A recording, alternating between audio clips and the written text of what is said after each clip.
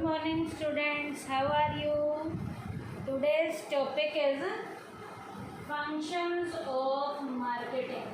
आज हमारा टॉपिक क्या है? मार्केटिंग के फंक्शंस को आज हम स्टार्ट करने जा रहे हैं। अब मार्केटिंग के फंक्शन में हम बेटा फर्स्ट पार्ट जो है करेंगे। अब बेटा इस फर्स्ट पार्ट में मार्केटिंग के फंक्शंस में हमें सबसे पहले मार्केटिंग के बारे में पता होना चाहिए कि मार्केटिंग है क्या। Marketing is related to the exchange of goods and services.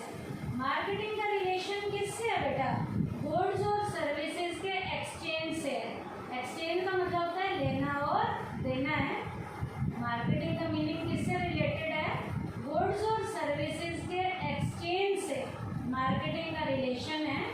Through its medium the goods and services are bought to the place of consumption. अब बेटा इस मीडियम से गुड्स और सर्विसेज को क्या किया जाता है? खरीदा जाता है। कहाँ? जहाँ माल बनता है, बनने के बाद जहाँ मार्केट में बिकने के लिए आता है वहाँ जो है माल को क्या किया जाता है? खरीदा जाता है। तो मार्केटिंग में पहले माल जो है बनता है, फिर माल की ऑफरिंग होती है, फिर ये ट्रांजैक्शन फ्रीली चलती हैं ताकि जो है इन ट्रांजैक्शन को बड़े प्रॉपर तरीके से अच्छे से क्या किया जा सके? पूरा किया जा सके। Through its medium the goods and services are bought to the place of consumption. माल को कंजम्पशन के प्लेस के लिए क्या किया जाता है? खरीदा जाता है। This satisfy the need of the customer. इस तरीके से बेटा मार्केटिंग के जरिए कस्टमर की जो नीड है उन्हें टाइमली क्या किया जाता है? सेटिस्फाई किया जाता है। The following activities are undertaken in respect of the exchange of goods and services. अब बेटा गुड्स और सर्विसेज के एक्सचेंज के लिए कुछ हमें एक्टिविटीज़ करनी पड़ती हैं। वो एक्टिविटीज़ जो हम करेंगे वो मार्केटिंग के फंक्शंस में रोल प्ले करती हैं। अब इसमें जो एक्टिविटी हमें करनी है, जो मार्केटिंग का पहला फंक्शन है, उसका नाम क्या है? Gathering and analysing market information. अब बेटा मार्केटिंग का पहला काम क्या है? मार्केट की इंफॉर्मेशन को पहले गैदर करना है, इकट्ठा करना है। इकट्ठा करने के बाद प्रॉपर तरीके से उसका क्या किया जाएगा? एनालिसिस किया जाएगा। क्या? मार्केट की जो इंफॉर्मेशन है पहले उन्हें इकट्ठा किया जाएगा। इकट्ठा करने के बाद उनका अध्ययन किया जाएगा। Gathering and analysing market information is an important function of marketing. Marketing का इम्पोर्टेंट लेवल का फंक्शन कौन सा है? मार्केट की इंफॉर्मेशन को इकट्ठा करना और उनका एनालिसिस करना। Under it an effort is made to understand the consumer thoroughly in the following way. अब यहाँ पर बेटा कंज्यूमर के बारे में हमें जो है थोरोली लेवल का कंज्यूमर के बारे में इंफॉर्मेशन को समझना है। और वो इंफॉर्मेशन किस तरीके से हमें समझनी है? What do the consumers want. Consumer चाहता क्या है? इन व्हाट क्वांटिटी, कितनी क्वांटिटी में कंज्यूमर चाहता है जो कस्टमर को चाहिए। एट व्हाट प्राइस, किस कीमत के ऊपर उसे जो है प्रोडक्ट चाहिए, या बेटा कहाँ पर उसे प्रोडक्ट चाहिए। What kind of advertisement do they like, किस तरीके की कस्टमर जो है एडवर्टाइजमेंट को पसंद करता है। वेयर डू दे वांट, उसे प्रोडक्ट कहाँ पर चाहिए। What kind of distribution system do they like, किस तरीके के डिस्ट्रीब्यूशन सिस्टम को कस्टमर पसंद करता है। तो ये सारी इंफॉर्मेशन हमें पता होनी चाहिए ताकि उस इंफॉर्मेशन को प्रॉपर तरीके से इकट्ठा किया जा सके और टाइमली अच्छे से उन्हें एनालाइसिस किया जा सके। अब बेटा यहाँ पर गैदरिंग इंफॉर्मेशन थ्रू एसएमएस, एक बॉक्स में पॉइंट की एक्सप्लेनेशन दी हुई है, वो क्या है? गैदरिंग इंफॉर्मेशन थ्रू एसएमएस क्या है? These days the marketers have started gathering information through SMS। आज मार्केटियर जो है SMS के जरिए इंफॉर्मेशन को इकट्ठा करते हैं। The viewers can watch some favourite news on the news channel on the TV in detail. TV के जो न्यूज़ चैनल हैं उसके ऊपर जो है जो भी व्यूअर्स जो हैं वो अपने फेवरेट लेवल की जो न्यूज़ हैं चैनल जो है उन्हें देखते हैं और व्यूअर से उनकी डिटेल लेते हैं। The TV channel receive this information through the medium of SMS। अब ये टीवी चैनल जो ये व्यूअर्स के व्यूज़ लेते हैं किसके जरिए लेते हैं? SMS के जरिए लेते हैं। All the relevant information about the consumer is collected and analysed. अब यहाँ पर बेटे ये सारी इंफॉर्मेशन जो कंज्यूमर से रिलेटेड थी उसे कलेक्ट भी किया जाता है और टाइमली उसका क्या किया जाता है? एनालिसिस किया जाता है। अब इस इंफॉर्मेशन को कलेक्ट करेंगे, एनालाइज करेंगे। On the basis of this analysis an effort is made to find out as to which product has the best opportunities in the market. अब इस तरीके से उन्हें पता चलता है कौन से प्रोडक्ट को मार्केट में बेस्ट लेवल की क्या मिल सकती हैं? अपॉर्चुनिटीज मिल सकती हैं। सेकंड है मार्केटिंग प्लानिंग। अब बेटा मार्केटिंग का जो आपने एक रफ बायोडाटा तैयार किया है अब उसकी प्रॉपर लेवल की अब आपको क्या करनी है? प्लानिंग करनी है।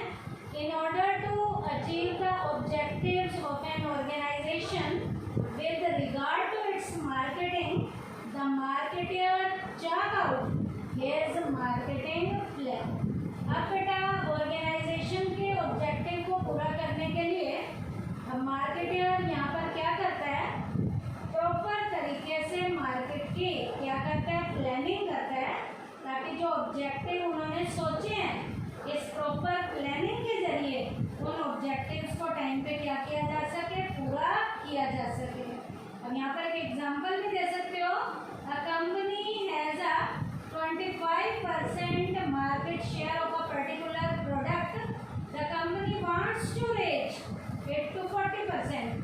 किसी कंपनी में 25% का उसका वो है टर्नओवर देने का है, अब वो अपना बढ़ा के 40% करना चाहता है तो 25 से बढ़ाकर उन्हें अपना शेयर 40% करना है। तो इसके लिए प्रॉपर मार्केटिंग की उसके अकॉर्डिंग क्या करनी पड़ेगी? प्लानिंग करनी पड़ेगी।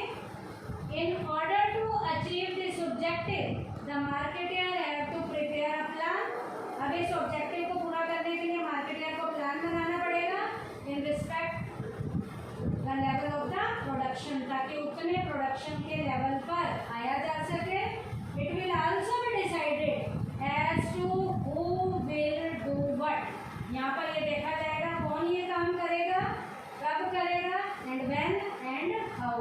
कब करेगा और कैसे करेगा इसकी प्रॉपर क्या की जाएगी? प्लानिंग की जाएगी। उसके बाद है प्रोडक्ट डिजाइनिंग एंड डेवलपमेंट। अब बेटा प्रोडक्ट के डिजाइन पे और प्रोडक्ट को डेवलप कैसे किया जा सकता है ये काम किया जाएगा। Product designing plays an important role in product selling. Product को बेचने में प्रोडक्ट की जो डिजाइनिंग है वो प्रॉपर तरीके से रोल प्ले करती है। The company whose product is better and attractively designed sells more than the product of a company whose design happen to be weak and unattractive. Market में वही प्रोडक्ट ज़्यादा बिकता है जिस प्रोडक्ट का डिज़ाइन बढ़िया है, जो प्रोडक्ट कंज्यूमर को अट्रैक्ट करता है, और वो प्रोडक्ट कम बिकता है जिसका डिज़ाइन बढ़िया नहीं है, जो कस्टमर को अट्रैक्ट नहीं करता। In this way it can be said that the possession of a special design afford a company to a competitive advantage. अब यदि कंपनी ने कंपटीशन में टिकना है तो उसे अपने प्रोडक्ट की डिज़ाइनिंग बहुत बढ़िया करनी पड़ेगी ताकि उसका डिज़ाइन कस्टमर को क्या करे? अट्रैक्ट करे और उसके प्रोडक्ट की सेल क्या हो ज़्यादा। तो इसके लिए डिज़ाइनिंग पे ज़्यादा ध्यान दिया जाएगा। तो अब प्रोडक्ट डिज़ाइनिंग और डेवलपमेंट है क्या, इसका मीनिंग भी पता होना चाहिए। It refers to that process which makes the product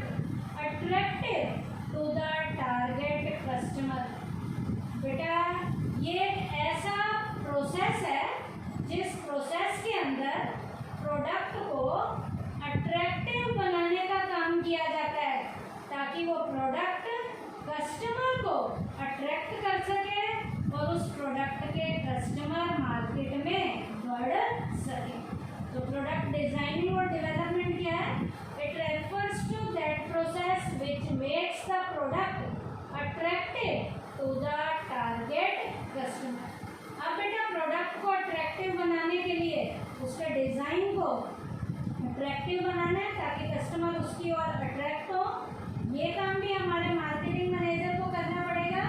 तो यहाँ पर हमारे मार्केटिंग मैनेजर ने प्रॉपर प्रोडक्ट की डिजाइनिंग पे और उसके डेवलपमेंट पे क्या देना है? ध्यान देना है। उसके बाद है स्टैंडर्डाइजेशन एंड ग्रेडिंग।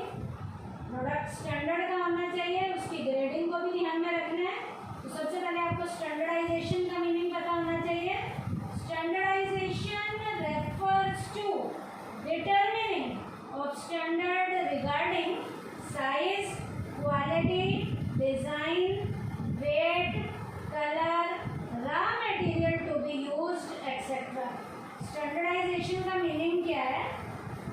हर चीज के प्रॉपर स्टैंडर्ड को डिटरमाइन करना है। वो साइज के रिगार्डिंग भी हो सकता है, क्वालिटी के रिगार्डिंग हो सकता है, डिजाइन के रिगार्डिंग हो सकता है, वेट के रिगार्डिंग हो सकता है, कलर के रिगार्डिंग हो सकता है, और उस प्रोडक्ट को बनाने में जो रॉ मटेरियल यूज किया गया है उसके रिगार्डिंग हो सकता है, एक्सेट्रा। एक्सेट्रा मतलब कोई और चीज भी हो सकती है उसके स्टैंडर्ड से regarding in respect of a particular product. In respect of a particular product, उस प्रोडक्ट के रिस्पेक्ट में जो पर्टिकुलर प्रोडक्ट है। अब बेटा स्टैंडर्डाइजेशन के बारे में और भी बताया गया है कि स्टैंडर्डाइजेशन है क्या है, इसका एक और मीनिंग भी है। It refers to ensure uniformity and consistency, क्या consistency in output, reducing the need for inspection, testing and evaluation of the product. बेटा स्टैंडर्डाइजेशन क्या करता है? प्रोडक्ट की यूनिफॉर्मिटी को और उसके कंसिस्टेंसी है जो उसके प्रोडक्ट की, उसको क्या करता है? रिड्यूस करता है। इसका मतलब लोग उस प्रोडक्ट को जो ले रहे हैं वो लेते रहेंगे, वो मार्केट में यूनिफॉर्म लेवल पे उस प्रोडक्ट की डिमांड बनी रहेगी और संगतता को भी बनाए रखेगा, कंसिस्टेंसी लेवल को भी बनाए रखेगा। ये यूनिफॉर्मिटी और कंसिस्टेंसी क्या करती है? प्रोडक्ट की इंस्पेक्शन की नीड को घटाती है, उसकी टेस्टिंग को कम करती है और उसके इवैल्यूएशन को कम करने में प्रॉपर तरीके से रोल प्ले करती है।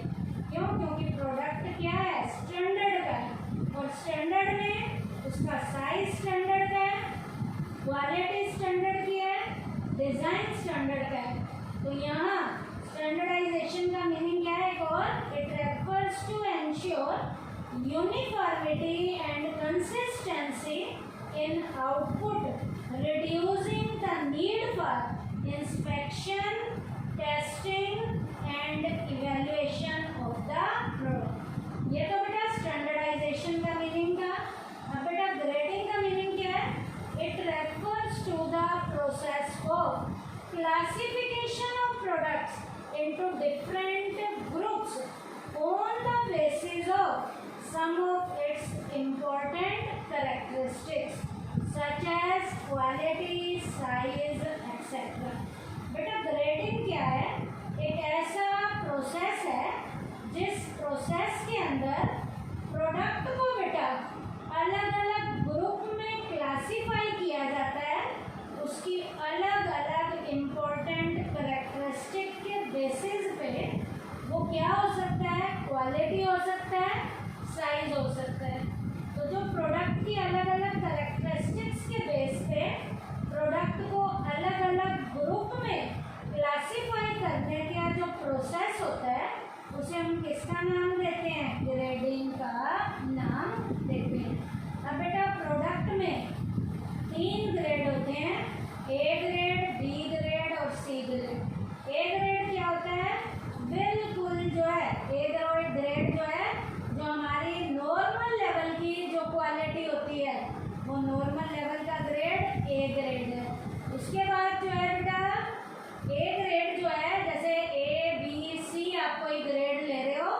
उसमें क्वालिटी क्या होगी, नॉर्मल जो बढ़िया क्वालिटी का है, बेस्ट क्वालिटी सबसे बढ़िया ए हो सकती है, बी क्या है बीच की क्वालिटी हो सकती है, सी क्या होती है बिल्कुल नॉर्मल क्वालिटी होती है।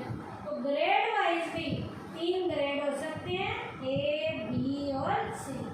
अब ये उनके प्रोडक्ट के ऊपर है, उन्होंने अपने प्रोडक्ट को जो ए ग्रेड दिया है वो किसके लिए मेंशन करोगे, ए ग्रेड बहुत बढ़िया के लिए, बी ग्रेड नॉर्मल के लिए और सी बिल्कुल नीचे वाले लेवल के लिए।